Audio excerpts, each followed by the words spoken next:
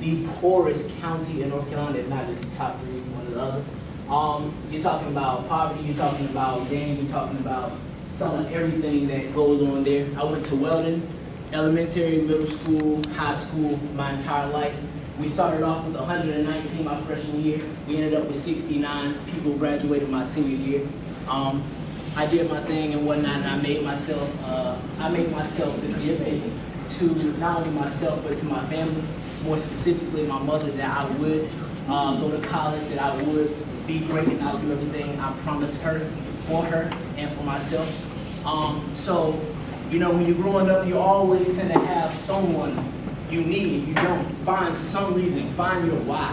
What's your why? Why are you doing the things that you do? Why are you in this position that you are in? Who are you living for besides yourself? Because if you don't find the why, if you don't know who you're doing it for, why you're doing it, then you'll always get sucked back into the system. Understand, you can always get out the system.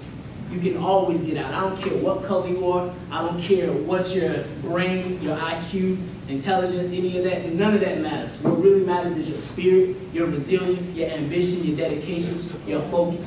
Because everything runs off of energy. Everything runs off of momentum. So you give yourself the momentum and you give yourself the drive. You can do anything, absolutely anything you want.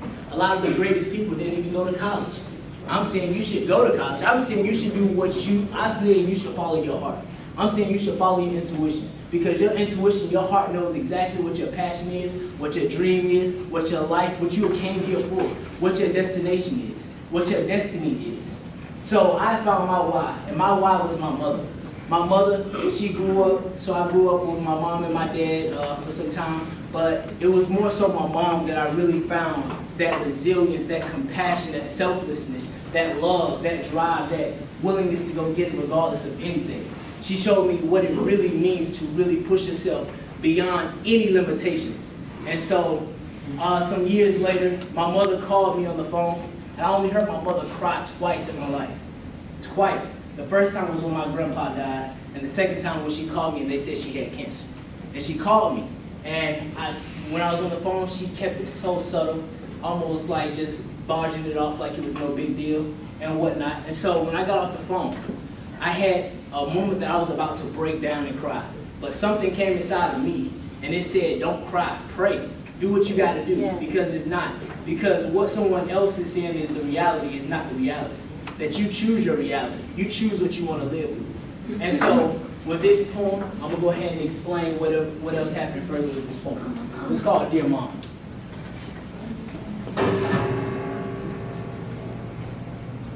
Dear Mom, it oftentimes amazes me to know that your favorite tree is the weeping willow, because you hold your emotions tight like newborns right after labor, keeping demons buried deeper than pharaoh bones. Tell me, how do you find a dry spot in a world filled with rain?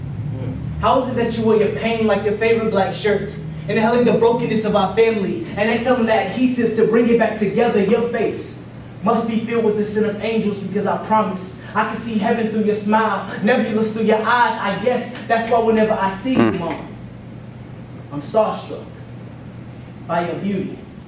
How you wear your scars so proudly, as if they're a reminder from God that if it wasn't for him, you wouldn't be here.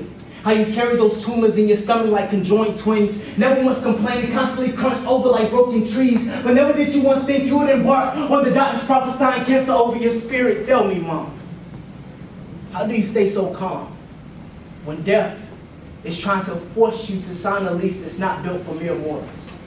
When you are down to your last breath of oxygen at the bottom of the Pacific, you must have been texting God before your surgery, because I promise there was something so radiant about you.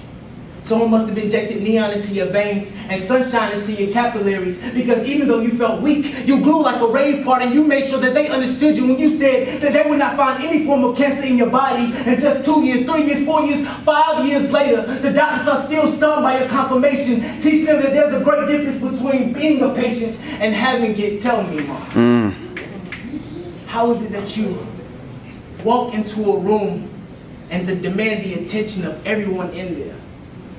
And I know you constantly tell me it's because you're from Manhattan. And that makes perfect sense to me, Mom. because you were raised by queens. Your heart is a lighthouse guiding the lost through the heavy waters of your love, because it goes that deep. Your mind is a beautiful mistake that has a disorder for caring too much. God made you back the perfect size for those wings. How blessed am I to have known an angel before I could even pronounce the word Jesus. So before I ever begin to complain again about the world being too heavy for my shoulders to bear, I'll just read my favorite story written by God himself. And Mom, I'll read your scars. Thank you.